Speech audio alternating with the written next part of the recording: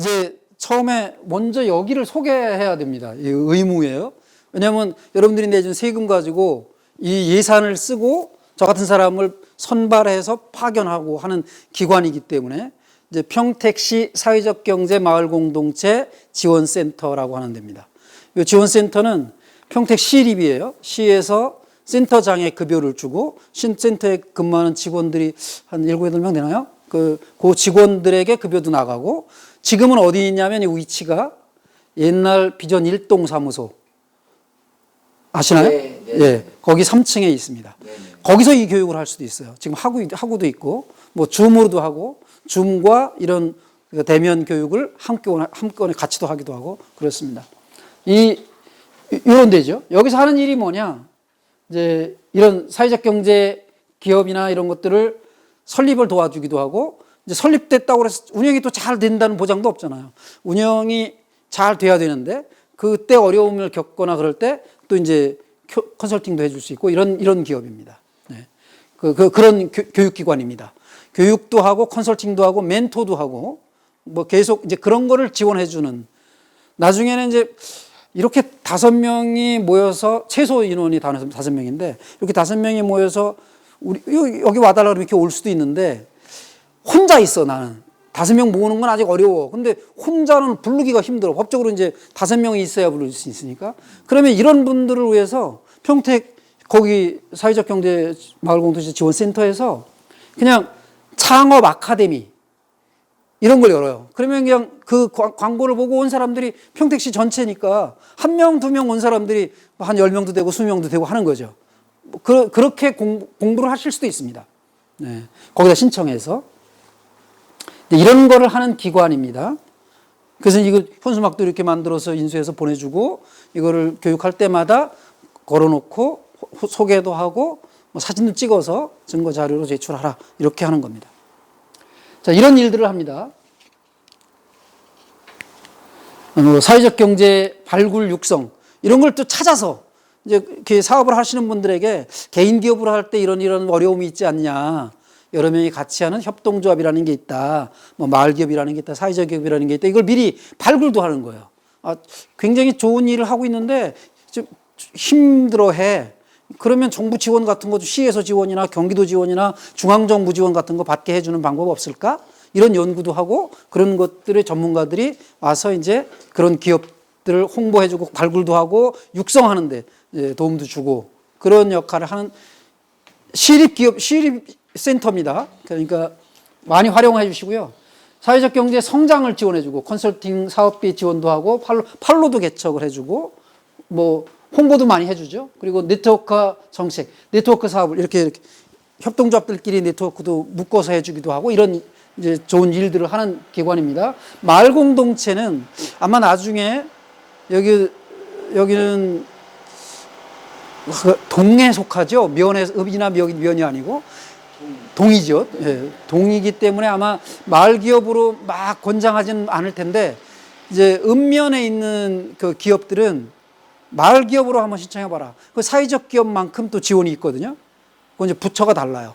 이제 거기는 이제 행안부에서 주도해서 예산 지원을 해주고 하는 마을 기업이라는 게 있습니다. 그런 것들도 같이, 경기도에서는 따로 있어요. 사회적 경제 센터하고 마을 공동체 지원해주는 센터가 달라요. 근데 평택은 2개를 합친 거예요.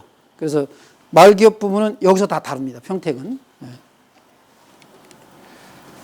그다음에 사회적 경제 교육을 저 속한 데가 이제 교육센터인데, 이 교육센터는 이런 그 사회적 협동조합에 부설되어 있는 기관입니다. 요 사회적 경제 네트워크 요거는 지금 아까 얘기했던 지원센터, 평택 시립으로 되어 있는 지원센터를 공무원들이 직접 운영하는 게 아니고 위탁을 주는 거예요. 위탁을 주는데 위탁 맡아서 운영할 기관 손들어 그랬더니 서류 쭉 냈죠. 거기서 심사를 해가지고 뽑혔는데 여기서 당첨이 된 거예요. 이거 벌써 나오면 안 되는데? 네가 왜 벌써 나와? 여기서 사회적 협동조합에서 서류를 내가지고 그 센터 운영권을 따낸 거예요. 그래서 센터장을 이 협동조합에서 세웠습니다.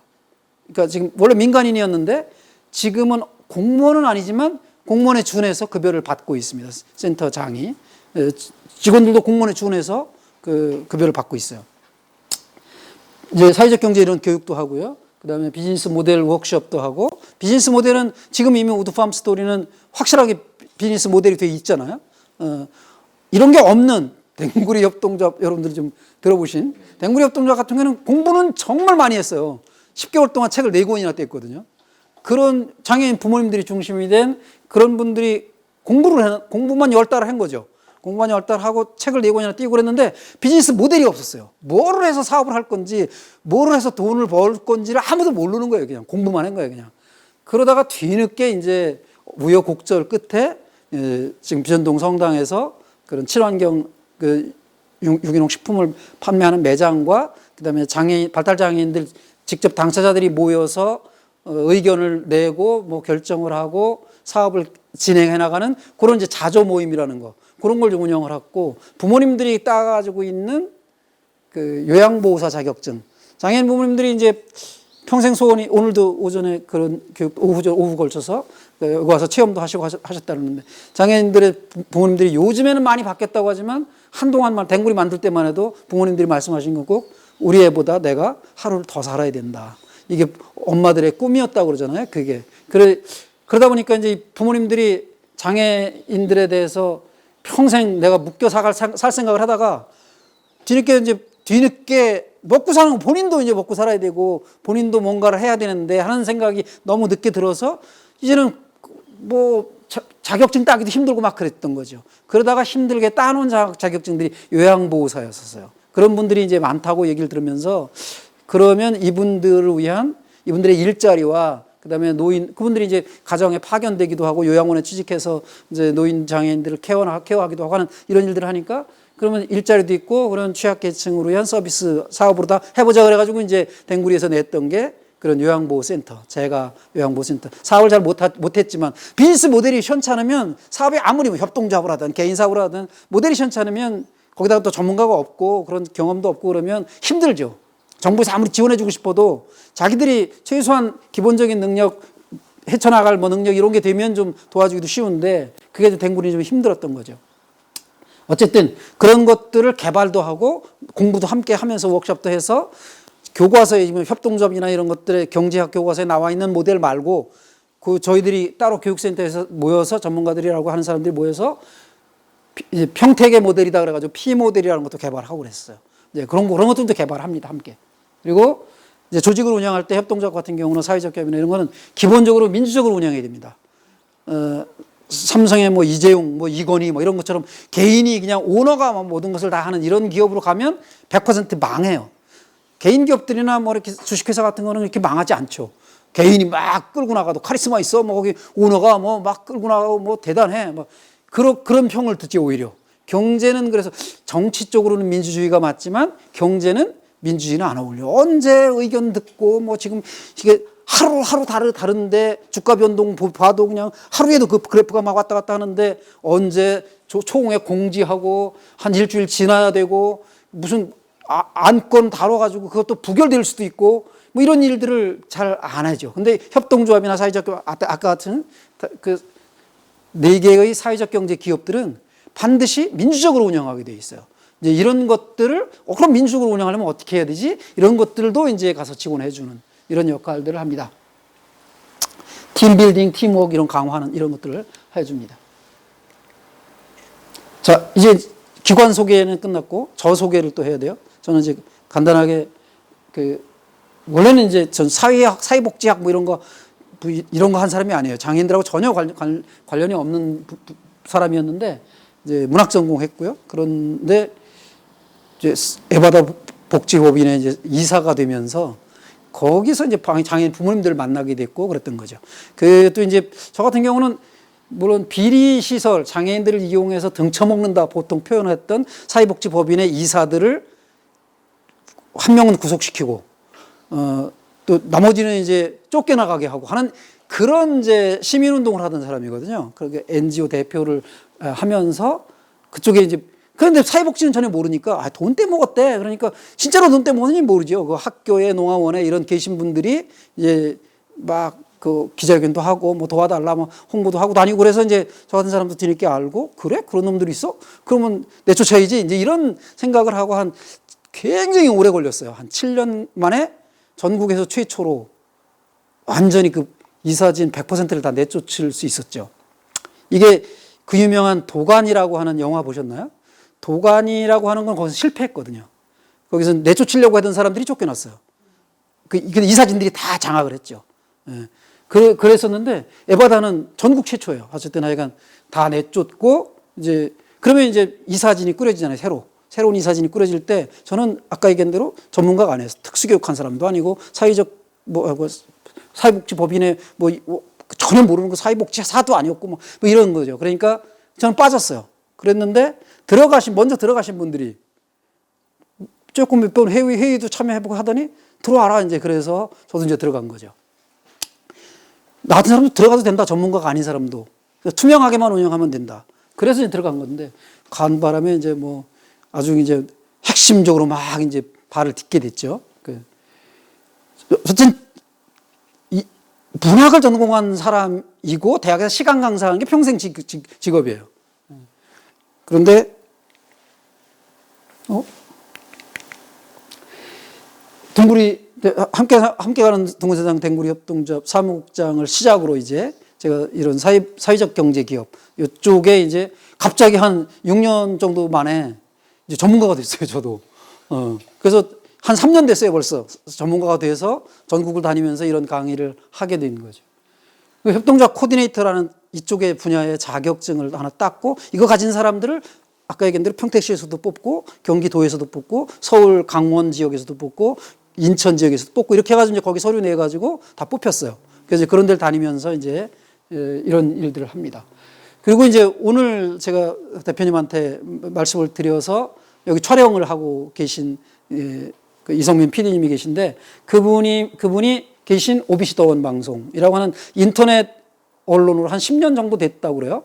거기에서 저를 이제 그냥 가끔씩 시간 나면 와서 시사 프로 하나 진행 좀 해주세요. 그 이제 대표 되시는 분들 2명이 찾아와서 그렇게 해서 이제 재작년 19년 11월 달쯤 찾아왔고 이제 작년 1월쯤부터 제가 이런 프로그램을 진행하는 대담 프로가 있어요. 나중에 대표님 그 출연해 주시면 한 15분, 20분 정도를 그 우드팜 스토리에 대해서 홍보할 수 있는 기회를 그냥 공짜로 드립니다. 그런 기업 그 홍보도 해주고 하는 꼭지를 맡고 하는 거기서 여기 와서 이렇게 이런 교육을 한다고 그러니까 그러면 동의해 주시면 촬영을 좀 해서 널리 홍보하는 데 도움이 되겠다. 이렇게 이제 말씀해 주셨죠. 그래서 그 동의를 구하고 지금 했습니다. 근데 조금 저희들이 오늘 서울에서 좀 일찍만 내려왔으면 오전이나 오후에 1시부터 하던 그 장애인들 체험 프로그램을 같이 촬영했으면 참 좋았을 텐데 하나 아쉬움이 좀 있어요. 근데 이왕에 이제 이렇게 사회적 경제 기업의 길에 들어서 쓰셨으니까 그쪽을 그냥 프로그램들이 있으면 계속 연락해 주시면 이성민 PD님 시간 되시면 아마 오셔서 그런 프로그램 촬영하고 편집해서 이제 방송해 주실 수 있을 겁니다. 성공회대 외래 교수가 이제 전자가 됐어요. 이제 한 2년 전, 3년 전까지 강의를 하고 이제 저도 연세가 있거든요. 그래가지고 이제 끝났습니다. 지금. 그리고 이제 제가 문학 전공했다 그랬잖아요. 문학 중에 독일 문학이에요. 그래서 이런 책을 제가 번역을 해서 그 2년 가까이 굉장히 꽤 걸렸어요. 실제로 번역한 한 10개월 정도 만에 이제 번역을 해서 작년 10월 달에 나왔습니다. 책이. 이 책은 제가 선물로 드리고 갈 테니까 그 밤에 잠이 안 오실 때 이렇게 5분 만에 잠드는 스위스가 이제 여러 나라 말을 쓰는데 그 스위스에서 독일어권 사람 중에 한 분인 고틀립 두트바일러라고 하는 사람이 트럭에다가 채소 싣고 다니면서 팔던 사람이에요. 그런 기업으로 그렇게 시작을 했던 사람이 어느 정도로 커졌냐 하면 우리나라 웬만 이마트 전체를 다 합쳐도 아마 여기가 더 클 거예요. 그런 정도로 골목에 다 스위스의 그냥 골목에 다 편의점들이 거의 다 여기입니다. 한 반 정도, 반 이상 될 거예요. 편의점들의 반 이상이 이 사람이 설립하고 또 말년도 아니고 한 20년 전 그때쯤에 전 재산 기부합니다. 그 협동조합으로 원래 개인 기업이었는데 완전한 재벌이 돼요. 그런 사람이 자기 재산을 다 기부합니다. 그래서 스위스 사람들이 여러 언론에서 여러 해에 걸쳐서 이제 여론조사를 합니다. 스위스 역사를 통틀어서 가장 중요한 인물이 누구야? 이렇게 스위스 사람들한테 물을 때 거의 매번 1등은 아인슈타인이에요. 근데 아인슈타인은 실제로는 스위스 사람이 아니야. 독일 사람이에요. 아인슈타인은. 독일 사람인데 스위스에 와서 젊은 시절에 공무원을 조금 했어. 그때 이 상대성 이론을 발표한 거예요. 그래서 스위스 사람들은 잠깐 와서 자기네 나라에 와서 좀 공무원 생활하던 이 사람을 그냥 스위스 사람으로 다 계속 떠받들고 하는 거죠.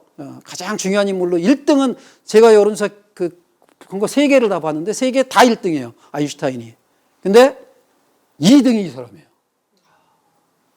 그 스위스 사람들이 지금도 굉장히 중요한 인물로 여기고 있습니다. 이 사람의 전기를 제가 이제 번역을 한 거죠. 예. 근데 협동조합도 알고 독일어도 아는 사람이 그렇게 협동조합에 저보다 선배들이 많거든요. 그런 분들이 이제 번역을 잘 못한 거죠. 그래서 제가 저한테까지 번역할 수 있는 영광이 왔어요. 이게 잘 나갑니다. 요즘엔. 욕구조사는 이미 사실은 이제 했어요. 왜 이런 협동조합을 하실 건지, 오늘 배우고 싶은 게 주로 뭔지, 이런 것들을 좀 미리 여쭤봤고, 사회적 기업으로 가고 싶은데, 현재 우드팜 스토리는 개인 기업이다. 개인 기업은 그렇게 갈 수가 없다. 그래서 법인 기업으로 가야 되는데, 법인 기업 중에 협동조합에 대해서 좀 알고 싶다. 협동조합으로도 전환을 해서 개인 기업을, 이런 말씀을 드렸어요. 혹시 맞나요? 다 그 정도로 알고 계신 건가요? 네. 자, 법인은 굉장히 많습니다. 아까 얘기했던 사회복지법인도 법인이에요. 그죠? 그리고 사단법인도 법인이고, 재단법인도 법인이죠. 그리고 비영리법인이라는 것도 있어요. 그런 NPO, 그런 법인도 있는데, 주식회사도 법인이에요.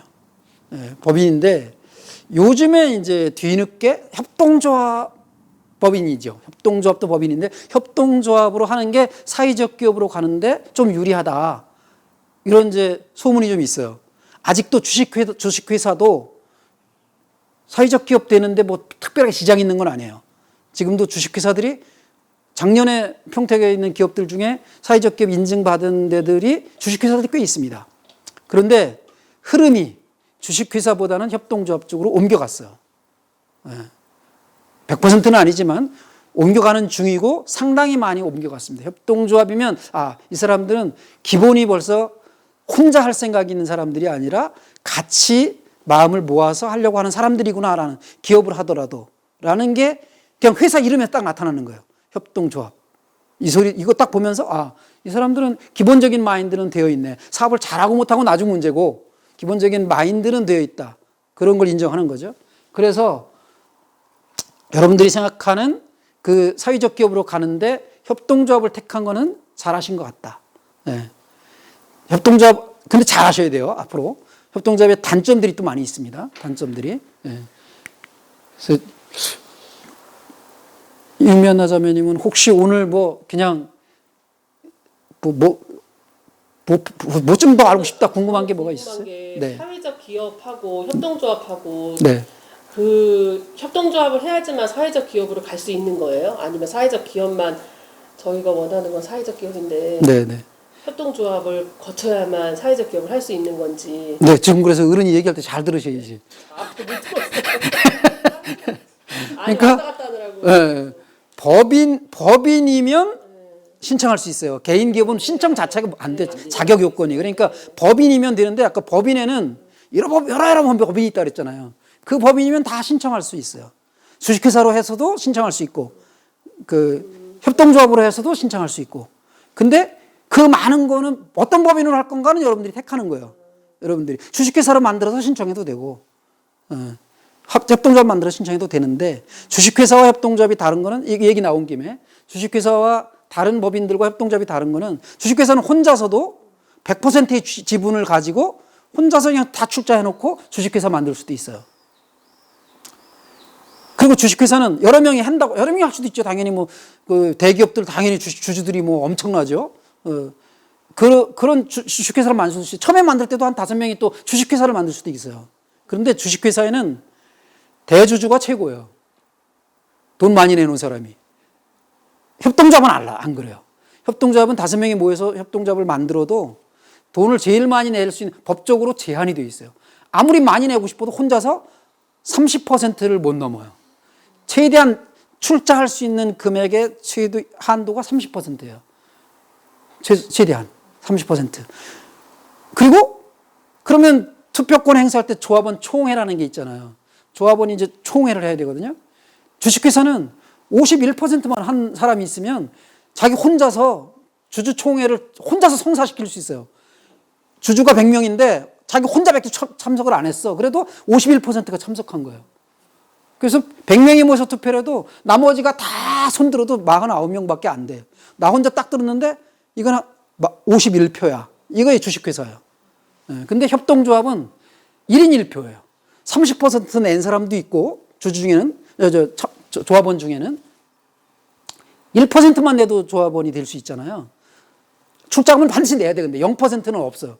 조합원이. 그러니까 반드시 의무적으로 내긴 내야 돼요. 돈을, 출자를. 반드시 출자를 해야 되는데 회사를 차리거나 차려놓은 뒤에도 가입을 하려면 출자금을 내야 돼요. 예를 들면 신협의 조합원으로 가입하지 않으면 신협의 예금 계좌가 개설이 안 돼요. 조합은 출자를 하고 개설을 해야 돼요.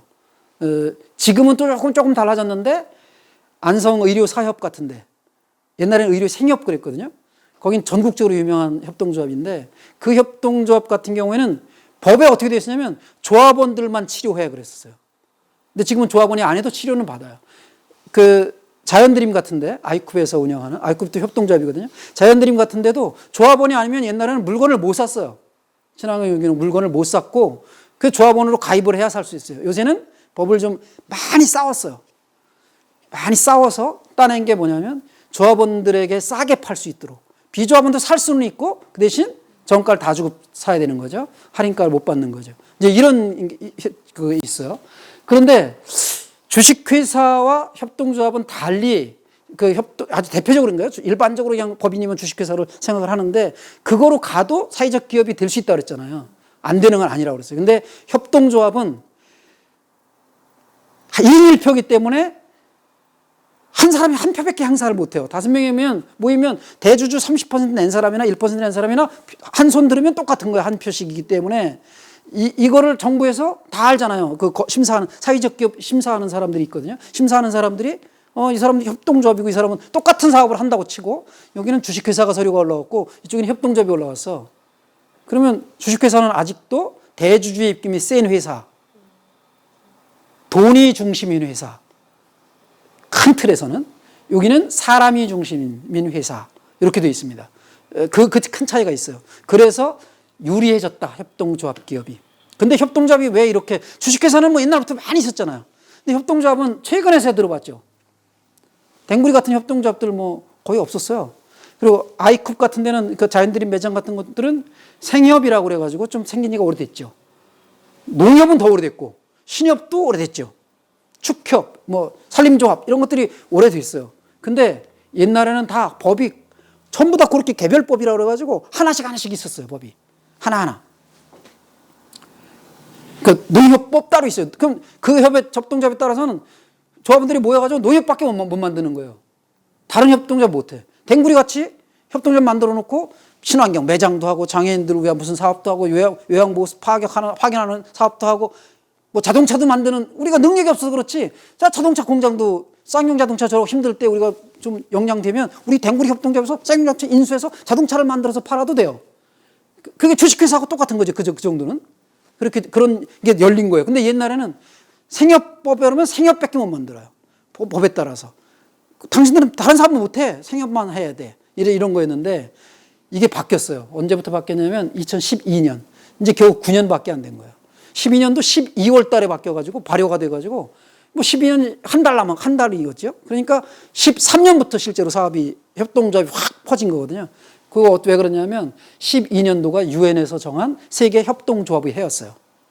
그 우리나라에서는 잘 모르고 지나갔죠. 근데 협동조합이 활성화되지 않았을 테니까. 근데 한국에서도 그래서 협동조합 먼저 했던 사람들이, 특히 생협했던 사람들이 이런 법을 만들어라. 그래서 협동조합 기본법이라는 게 통과됐고 11년도에 12년 12월 1일 날 발효가 됐어요. 그것 때문에 협동조합이 쫙 퍼진 거예요. 그래서 계속, 근데 그렇게 유엔에서 협동조합의 해라고 하는 것을 지정한 계기가 있어요. 그 직전에 미국발 세계 경제 위기가 왔습니다. 뭐 서프라임 모기지라고 들어보셨죠? 그냥 뭔 뜻인지 몰라도 하여간 미국발 금융위기라는 게 생겼고, 이게 한국에까지 와서 우리나라 같은 경우도 IMF 때만은 아니더라도 금융위기가 생겼어요. 이게 경제위기가. 근데 유엔에서 세계 정상들이 모이고 각 나라 대표들이 모여서 회의하다 보니까 다들 힘들죠.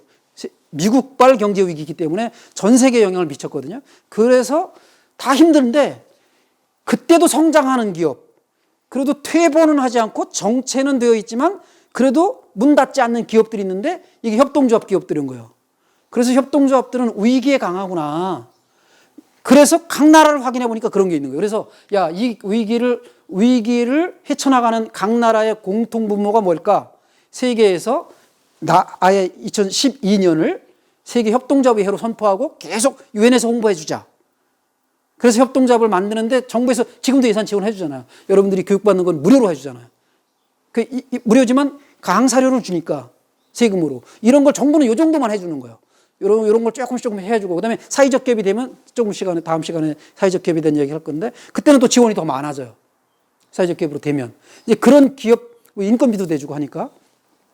그런 기업들의 지원책이 있긴 하지만 정부에서 하나의 기업을 만들어서 모든 걸 다 해주는 건 아니거든요. 민간인들이 모여서 각자 자기들이 협동해가면서 사업을 하면 정부의 예산 많이 안 들이고도, 아주 제로는 아니니까 많이 안 들이고도 이 위기 경제를 헤쳐나갈 수 있다. 이런 걸 이제 세계 정상들이 다 이해를 했고, 그래서 유엔에서 그걸 선포할 수 있었던 거죠. 한국도 그 덕을 본 거죠. 그래서 이런 협동조합이 좀 뒤늦게 생겼다는 거 좀 이해해 주시고, 그럼에도 불구하고 지금 많이 퍼지고 있죠. 자, 이제 협동조합은 ICA라고 하는 게 있습니다. 이게 우리나라에서 작년에 총회를 최초로 한번 열어보려고 하다가 이제 코로나도 오고 이걸 추진하던 서울시장이 죽고 뭐 이러면서 안 됐어요. 그런데 올해 1년 연기돼서 올해 12월 초에 서울에서 다시 열립니다. 여러분들도 이제 그 안에 협동조합 같은 거 설립이 되고 다 끝나고 나면 여기에 참여할 수 있는 이제 자격 요건이 되죠. ICA라고 하는. 여기서는 이렇게 협동조합을 정의하고 있습니다. 보통 이제 이런 교육의 3가지 정도를 얘기하는데, 여기서 정의한 내용과 그다음에 또 미국 농무성에서 정의한 거, 그다음에 한국 기본법. 근데 이제 조금씩 다르지만 대부분은 비슷하기 때문에 한국 얘기만 하면 될 것 같아요. 그래서 기본적으로 협동조합은 재화나 용역, 재화는 물건이에요. 물건이나 용역은 그냥 용역 깡패 뭐 이러는 그런 용역이 아니고 서비스 하는 거예요. 장애인들에게 뭔가를 언어치료, 물리치료 무슨 뭐 한다, 이건 서비스예요. 그러면 서비스. 그래서 재화와 서비스, 물건과 서비스를 구매하고 사들이거나 생산하거나, 여기는 지금 우드팜 스토리에서는 목재를 뭐 직접 생산도 하고 체험도 하고 이렇게 하시죠. 그 서비스도 하시고 그런 거죠. 그런 거. 그 다음에 뭐 서비스는 판매한다고 그러지 않고 서비스는 제공한다고 그래요. 서비스 제공. 그래서 취약계층 서비스 제공형이라는 게 있어요. 이제 그런 사업을 한다. 근데 이런 거를 그냥 하는 게 아니라 협동으로 하는 거예요. 협동. 최소 5명 이상이 모여서 협동으로 영위함으로써 조합원의 권익, 최소 5명이 되는 이 조합원들의 권익 보호가 1번 우선. 조합원들의 권익이 우선 돼야 되죠. 그러고, 그 다음에 지역사회 공헌. 한국에서 요게 들어가는 바람에 뒤늦게, 다른 나라에 비해서 늦었거든요, 협동조합이. 늦었는데 다른 나라 좋은 점 다 따다 보니까 법에 이런 게 들어갔어요. 지역사회 공헌. 반드시 지역사회 공헌을 해야 돼요. 그래서 이 지역사회는 꼭 평택만이 아니더라도 우드팜 스토리가 지금까지 해오던 뭐 장애인을 위한 뭐 서비스 제공이나 이런 것들을 지역사회 사업으로 해나갈 수 있습니다. 네. 이런 내용이 반드시 의무 교육으로 들어가 있습니다. 조합원들을 의무적으로 다 이런 사업도 해야 되는 거예요. 그러니까 우드팜 스토리가 목재 사업만 하는 게 아니라 다른 사업 3개를 더 해야 돼요. 나중에 좀 설명해 드리겠습니다. 협동조합 조금 여기까지 뭐 질문 있나요? 궁금한 거? 없어요? 네. 역사는 짧게 이런 거는 관심이 좀 덜 하실 테니까 짧게 넘어가지만 이거는 또 의무예요. 또 이런 것들을 강의해라고 돼 있어요. 그래서 로버트 오원이라고 하는 사람은 원래 협동조합을 한 사람은 아니고 그 장인어른이 그 방적 공장을 운영하던 사장님이셨는데 자기가 굉장히 어려웠던 시절에 그 경제가 막 14시간 노동 막 하루에 그런 식의 그다음에 유아노동 6살짜리 이런 애들도 데려다가 일시키고 막 그렇게 하던 산업혁명? 1차 산업혁명 이때 막 그 영화로다 보면 레미제라블이나 이 시대에 막 노동자들 막 삶이 처참하던 이 시절에 사장이 된 거예요. 장인한테 빨리 상속해달라고 해서 상속을 받아가지고 사장이 된 뒤에 유아노동 안 하고 애들은 공부해야 된다 그래가지고 거기 학교를 짓고 교육을 하게 하고 그리고 12시간으로 줄이고 노동시간을 막 이런 일들을 해요. 지금은 8시간 노동된 거 생각해보면 이것도 강제 중노동이긴 하지만 그때는 굉장히 혁명적인 사람이었어요. 그래서 많은 사람들이 야 저런 사장님이 다 있네? 그래서 막 존경을 하고 그러는 거였죠. 그런데 이 사람이 굉장히 그 철학도 좋고 막 그랬는데 결국 나중에는 그런 철학을 미국에 가서 한번 실현해 보려고 영국 사람인데 미국에 가서 실현해 보려고 뭐 하모니 무슨 뭐 이런 걸 막 만들어요. 무슨 농장을 막 땅을 사들이고 막 가지고 하다 보니까 협동으로 하겠다고 했는데 막 좀 불황아들 뭐 이런 사람들이 몰려 들어온 거예요.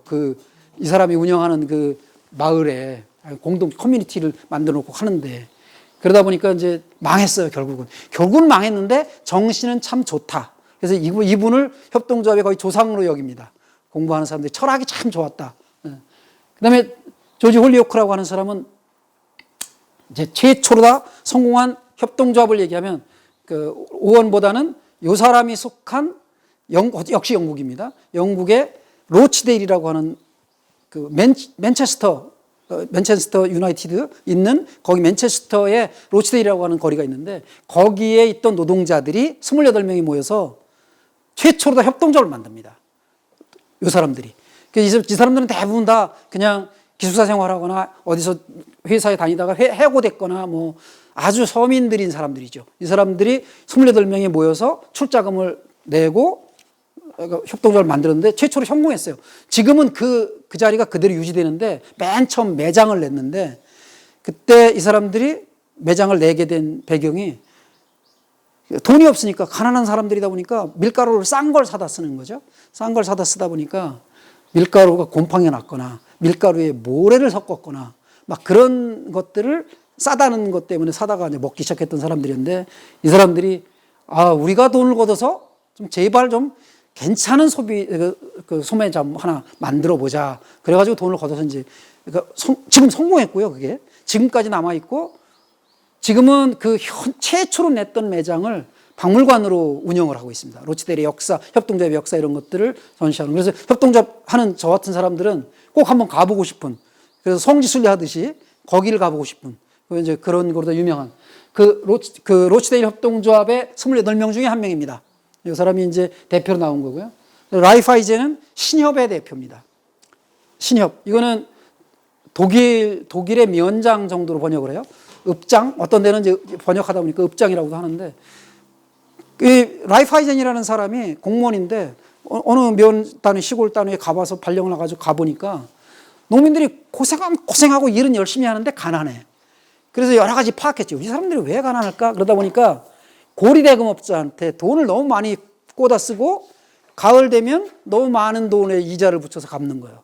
그래서 이분이 나서서 여러분 고리대금업자를 완전히 퇴출시킬 수는 없지만 우리가 은행을 하나 만들어 봅시다. 이렇게 한 거죠. 우리가 집안에 있는 동전까지 다 가지고 나와봐서 다 가지고 나와봐라. 현찰 있는 거 다 가지고 나와봐라. 그래서 그 돈 모으면 하나하나 각자 가지고 있는 건 적지만 다 가지고 나오면 꽤 될 거 아니냐. 그러면 진짜 필요한 분에게 그렇다고 공짜로 대출해 줄 수는 없고 약간 고리대금은 말도 안 되지 않냐 저거. 이자가 너무 세니 그래서 싼 이자로 서민들에게 대출해 줘 보자. 이게 최초의 신협입니다. 그게 성공한 거예요. 그래서 지금 한국에 온 신협도 이런 정신을 받은 거죠. 그래서 라이프하이젠. 요게 이제 협동조합의 역사는 그렇게 시작됩니다. 그래서 다 거기서 돈 낸 사람들이 출자자가 되고, 안중제일신협도 역시 안중에 조그만 거긴 교회에서 출발했는데 뭐 이런 거죠. 요게 이제 협동조합의 역사 최초로 시작됐던 역사입니다. 로치데일 맨 처음에 아까 얘기했던 박물관으로 바뀐 그 건물이고요. 라이프하이젠 은행들은 지금 뭐 유럽에서는 아주 판을 치고 있고요. 우리나라도 뭐 신협이 뭐 굉장히 많죠. 몬드라곤이라고 하는 것은 요게 이제 최재철 신부님이 댕구리 협동조합에 들어오시게 된 배경과 비슷하신데, 최재철 신부님도 댕구리 공부 같이는 안 하셨거든요. 근데 의왕에 계실 때 이미 협동조합 공부를 하시고 협동조합에 거기 조합원으로 참여하시고 거기서 의왕에 계실 때부터 하시던 분이에요. 근데 이거는 몬드라곤이라고 하는 스페인인데, 스페인에 이제 몬드라곤의 지명이거든요. 몬드라곤에 들어가가지고 발령을 받으셔서 이제 부임하신 거죠. 가보니까 거기도 이제 가난해. 근데 신자들을 이제 방문하신 거야, 이 신부님이. 방문하시다 보니까 이 사람들이 그냥 이렇게 일자리가 없죠. 그러니까 빈둥빈둥 노는 사람도 많고 막 그런 거예요. 근데 그러니까 가난할 수밖에 없고, 그런데 이분이 이제 신자들을 한 5-6명씩 소공동체가 된 거죠. 그렇게 모이셔서 모인 자리에 가셔서 말씀해 주시다가, 야, 니들은 그냥 놀 게 아니라 손재주들 있잖아. 뭐 좀 쇳덩어리 두드려가지고 장작 난로 같은 거 한번 만들어서 팔아봐. 요게 최초의 신부님이 권한 거거든요. 그 사람들이 난로 그렇게 만들어서 팔기 시작해서 어느 정도 기업이 되냐면 우리나라로 따지면 현대기업이라고 합니다. 현대기업만큼의 큰 기업이 된 거예요. 매출액 규모로. 이게 협동조합이에요. 스페인에서 협동조합. 근데 이분이 굉장히 많은 협동조합들을 그렇게 5명씩이니까 소공동체가 굉장히 많잖아요. 그 많은 공장들을 니들은 이런 재주 있으니까 이런 걸 해봐, 이런 거 해봐 이렇게 해가지고 소모임을 한 2,000개 정도를 만드셨다 그래요. 신부님이 그 부임에 계신 동안. 그래서 굉장히 많은 협동조합들이 생겼는데 다들 그 신부님을 존경해. 돈은 이제 미스터의 뜻이고요. 호세 마리아 아리스멘디 아리에타라고 하는 신부님이에요. 근데 이 신부님 얼마 전에 100주년 되시고, 탄생 100주년, 그래서 돌아가셨죠. 탄생 100주년을 했는데, 그때 세계 이제 협동조합 운동하는 사람들이, 저도 뒤늦게 알았지만, 이분의 성인 추대 운동을 했거든요. 그래서 한국에서도 좀 있었어요. 그래서 저도 서명하고 했는데, 결국은 나중에 발표할 때 보니까 안 되셨더라고요. 성인은 안 되셨지만, 이 신부님이 그 협동조합에 굉장히 정신적인 지주 역할을 하시고, 삼성전자와 라이벌이 되는 전자회사도 만들고요. 몬드라곤에서 대학교도 운영하고 그랬습니다. 몬드라곤 대학교 교수가 한국에 와서 협동조합 강연을 하고 다니고 2년 동안 그렇게 하고 다니고 있었죠. 이런 협동조합들이 있습니다. 우리나라에는 이제 농협, 수협, 신협, 생협, 한살림 이런 협동조합들이 우리 댕구리 같은 협동조합들보다 선배 협동조합들로 있었고, 아까 얘기한 대로 다 단협법에 의해서 이런 게 있었던 거죠. 안성의 의료 사협, 여기는 의료 생협으로 출발했다가, 저 같은 경우는 이제 거기 조합원이에요. 조합원은 혜택이 있습니다. 그 조합원이 일단, 협동조합은 조합원의 권익보호 일단 있다 그랬잖아요. 출자금은 지금은 낮춰져서, 저 때는 10만 원이었는데 지금은 5만 원이에요. 10만 원 내면 왜 나이 든 사람들한테 건강보험공단에서 건강검진을 2년에 한 번씩 해주잖아요. 2년에 한 번씩. 잘 모르시나요? 젊어서? 저 2년에 한 번씩 받는데, 여기는 조합원들에게 그 사이사이 비는 해에 또 한 번씩 해줘요. 그리고 치과 진료 받으러 가면 건강보험이 적용되는 게 있고 안 되는 게 있잖아요. 그래서 비급여라고 하는 거죠. 비급여가 있으면 그거에 10%를 할인해 줍니다.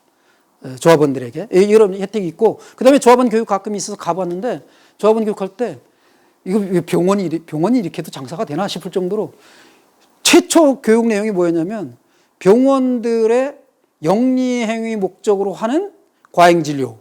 이거를 저 같은 사람은 의사도 아니니까 그냥 환자밖에 안 될 거잖아요, 거기서. 그 환자가 될 사람들, 그런 사람들한테 그 교육을 하는 거예요. 병원들의 그동안 해온 환자들에게 왜 자꾸만 오라고 하는지, 돈벌이를 어떻게 하려고 하는지 병원들이 하는 그런 거를 조원 교육을 하고 있어요. 그러니까 굉장히 공익적인, 그래서 한국 전체로 놓고 볼 때도 병원 중에 의료 협동조합 중에 가장 모델이 되는 그런 의료 협동조합입니다. 여기서 이제 한의원도 냈고, 그다음에 건강검진센터도 냈고 치과도 있고 그렇습니다. 예. 가까운 데는 공도에도 있습니다. 이거 지적 병원이 처음에는 한 군데 하나 냈었는데 이제 3개로 늘어났고요. 거기 핵심적으로 일하던 조합원 관리하고 했던 협동조합을 막 했던 사람 중에 이거 연세대 의대 나온 사람들이 중심이 됐거든요. 그 당시에. 근데 학생 시절에 의대생들과 간호대생들이 안성에 고3면이 있는데 거기에 무이촌 진료 이런 걸 온 거예요. 농활하듯이. 거기 와가지고 농민들하고 친해진 거죠. 그리고서 이제 방학 때 이제 농활 왔다가 뭐 올라가니까 나중에 친해진 농민들이 그런 거예요. 야, 우리 농협 조합원들이야. 우리 출자금 다 냈어. 니들 앞으로 이제 의사 자격 따고 뭐 간호사 자격 따고 그러면 어딘가 개원하고 어디 취직하고 그럴 텐데 교황에 하는 거 안성에 와서 해. 우리도 출자해가지고 조합원으로 가입할게. 이렇게 된 거죠. 그 역사가 90년대 초반이니까 80년대 말부터. 그래서 굉장히 모델적으로 잘하고 있고 그 중에 한 분이 지난번에 시장 당선됐어요. 안성시장. 예, 김보라 시장. 예, 유서 깊은 댕구리 기억하시나요? 지금 죽을 수가 있지만 이런 협동조합도 있고 그렇습니다. 자, 협동조합들의 7원칙 시간이 어느 정도 되는지 이 PD님? 45분. 네, 한 5분 정도 하고서 쉴까요? 네, 그래서 조금 쉬었다가 7원칙까지 하고 쉬겠습니다. 협동조합은 온 세계 협동조합들의 원칙이 있는데 로치데일부터 형성이 됐어요. 로치데일 때부터 있던 협동조합들도 있고 원칙들도 있고 나중에 로치데일에서 가지고 있던 원칙을 일부는 빼고 새로 넣기도 하고 아까 ICA라고 있다고 그랬죠. 세계협동조합연맹이라고 하는 그 국제협동조합연맹에서 이거는 빼자, 이거는 넣자 이런 거 이제 회의를 해가지고 합니다. 그러니까 댕구리에서 같은 데서는 또 여기다가 다른 거를 또 넣을 수도 있어요. 우리 원칙은 또 하나는 이런 걸 하자. 나중에 앞으로 우드팜 스토리가 협동조합으로 되고 나서 우리 원칙하면 이런 거 넣어보자 이렇게 할 수도 있고요. 조합원들이 합의해서. 자발적이고 개방적인 조합원 제도. 조합원은 가입과 탈퇴가 자유롭습니다. 가입할 때 반드시 의무가 있죠. 가입할 때는 반드시 출자금을 내야 된다. 그 다음에 이런 조합원들이 의무 이행을 해야죠. 조합원 교육에 빠지거나 자꾸만 그러면 안 됩니다. 그래서 댕구리도 조합원이 많이 늘어났었는데 막 자원봉사 하시던 분들이 막 굉장히 많이 늘어났었는데 회의 때 안 오시는 거예요. 이분들이 그냥 자원봉사만 하고 싶은 거예요. 근데 회의 때 안 오니까 정족수가 미달되는 거죠. 그 고민을 많이 했어요. 그래서 반드시 출자금도 내고 교육에도 자꾸 참여하고 회의도 참여하고 해야 됩니다. 그 다음에 조합원의 민주적 관리 아까 얘기했죠. 이사장님이 아무리 똑똑하고 사업 수완이 좋아도 혼자서 막 끌고 나가면 소외되는 조합원들이 생기면 그 무너져요. 그래서 민주적으로 이끌어 가야 됩니다. 투명하게 민주적으로. 그 다음에 조합원의 경제적 참여 아까 얘기했죠. 경제적 참여. 출자금 반드시 내야 되고요. 출자금만 내는 게 아니라 조합비를 거둘 수도 있어요. 다달이 얼마 뭐 이렇게 아이쿱 같은 데서도 조합비 걷죠. 그 혜택도 주지만 의무가 주어집니다. 그 다음에 자율과 독립. 요게 이제 우리나라 농협이 정치 권력으로부터 자유롭지 못하다. 농협 중앙회가. 이것 때문에 욕먹는 거예요. 돈은 많고 사업도 잘하고 그러는데 농협이 농민들이 주인인데 조합원이 주인이거든요. 농민들이 주인인데 농민들 눈치를 보는 게 아니라 중앙정부 그 농협 중앙회장 하면 어떻게 보면 국회의원 갈까 뭐 비례대표라도 정부 여당이 어떻게 잘 보여가지고 뭐 이런 거를 생각하다 보니까 자율적이지 못하고 정부 권력으로부터 독립적이지 못하다 이런 평가를 받아요. 그 중에 이제 신협은 그나마 낫다. 굉장히 좋았어요 신협은. 그런데 IMF 때 신협도 무너졌어요. 그래서 공적자금이라는 걸 정부로부터 받았거든요. 그러니까 정치 권력에 자꾸 눈치를 보게 되는 거예요. 이 공적자금 받고 나니까. 그런데 거의 다 갚았어요, 신협이. 그래서 진짜 협동조합 정신을 유지하기도 하고, 신협이 그나마 좋습니다. 여기까지는 그냥 그렇다고 치는데, 나머지 3개는 의무입니다. 그래서 모든 협동조합들이 이제 협동조합 신고하실 때 나중에 설립 신고할 때 정관에도 이거 3개는 반드시 해야 되는 거예요. 넣어야 돼요. 요 위에 거는 안 넣어도 돼요. 안 넣고 그냥 이거 법만 지키면 돼요. 그냥 이거 지키면 되는데 요거는 정관에도 넣고 실제로 이런 사업을 해야 돼요. 뭐냐? 상담, 조합원 앞에 상담자가 빠지는데 조합원들을 상담도 해야 돼요. 조합에서 상담도 받아주고 그다음에 교육도 해야 되고 조합원을 훈련시키기도 하고 이걸 의무적으로 해야 됩니다. 2번째, 협동조합끼리 협동해야 되는 겁니다. 우드팜스토리 혼자서 안 돼요. 다른 협동조합들과 비슷한 성격을 가진 협동조합이나 여러분들과 연대하면서 여러분들도 도움을 받을 만한 협동조합들과 연계하든가 뭔가를 협동조합들끼리 협동을 해야 돼요. 예, 돈이 약간 더 들어도 협동조합 물건을 사 쓴다든가 이런 협동도 있어요. 예, 돈이 약간 더 들어도. 원래 주식회사는 그렇게 하면 잘못하면 걸리거든요. 감사할 때, 야, 똑같은 물건을 왜 이렇게 비싸게 주고 사왔어? 이건 회사에 손해를 끼쳐서 배임이야. 이렇게 소송당할 수도 있어요. 주식회사는. 그런데 협동조합은 이게 있어요. 우리 협동조합들끼리 협동하라는 게 세계적인 의무야. 그래서 이런 사업 계획을 가지고 있고, 그래서 협동조합들이 약간 물건 질이 약간 떨어지고 약간 비싸더라도 우리 협동조합 물건 샀을 거야. 이제 이런 게 사업 계획에도 있어야 되고, 실제로 사업도 해야 되고, 예산도 거기다 책정해야 되고. 근데 얼마 이상 해라 이건 의무는 없으니까 조금 생색을 내는 정도. 우리는 안 하고 있진 않아. 하기는 해. 이런 정도로 이제 하는 데들이 많이 있죠. 댕구리 같은 경우는 이거를 어떻게 하고 있냐면 아까 얘기했던 네트워크 사회적 협동조합이라고 있다고 그랬잖아요. 거기에 출자금 10만 원 내고 월 회비 3만 원 내고 그냥 가입해 있어요. 그러면 거기 막 수십 개의 협동조합들과 뭐 주식회사들과 막 개인들이 막 있거든요. 거기에. 그리고 거기서 연대하는 거죠. 그렇게. 그래서 거기서 가끔 회의해가지고 결정하고 7월 달이 첫째 주가 사회적 경제 주간인데 시청에서 그래서 부스도 막 설치하고 물건도 내다 놓고 팔 수 있고 홍보할 수 있고 뭐 브로셔도 찍어서 홍보할 수 있고 막 이런 행사를 하거든요. 협동조합에서. 그거 할 때 우리도 이제 나가서 우드팜스토리도 거기다 부스 하나 설치하고 그런 일들을 하면서 하고 그다음에 작년까지 하던 거 재작년까지 작년에 코로나 때문에 못했고 배다이 그 생태공원에서 소셜 마켓이라고 그래가지고 천막 쳐놓고 뭐 물건도 하고 공연도 하고 뭐 했던 그런 행사들에 우리도 참여하는 거. 이제 이런 게 이제 협동조합 간 협동입니다. 그다음에 마지막은 우리 회사도 홍보해야 되고 그다음에 지역사회도 공헌하는 사업.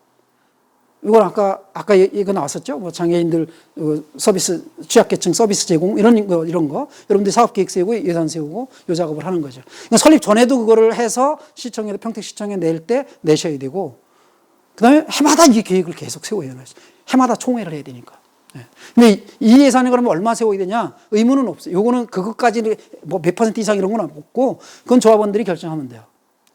우리는 지역사회에 기여하는 방식으로 장애인을 위해서 뭐를 하자, 노인들을 위해서 뭐를 하자, 아니면 그냥 우리는 돈은 잘 못 버니까 그냥 우리끼리 조합원들이 모여서 1년에 한 분기별로 3번, 4번 이렇게 나가서 쓰레기 줍는 일이라도 하자. 라든가 뭐 하여간 뭔가 그 지역사회를 위한 홍보와 기여 활동을 좀 하는 게 협동조합의 의무입니다. 여기까지 하고 5분, 10분 정도 쉬겠습니다.